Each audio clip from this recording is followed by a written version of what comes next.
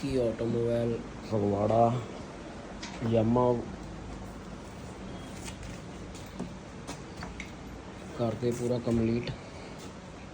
Loy wheel ये order ते पाए आ, ये वैसे ही चढ़े आ फिटिंग करने में। लॉय व्हील पा के करते ओके रिपोर्ट। तो आ भी अपने चैसियाँ ये दोनों 100 आ, ये भी ओके रिपोर्ट करते हैं। मोटू का ऑयल ये भी अपना 135 भी करते पूरा रिस्टोर। भी अपने वीर नवे शहर तो उन्होंने करते ओके रिपोर्ट करके पाने। यदि वीडियो पूरी कंप्लीट।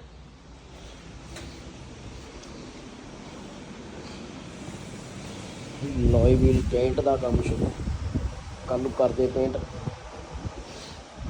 ये भी रिस्टोर करते R15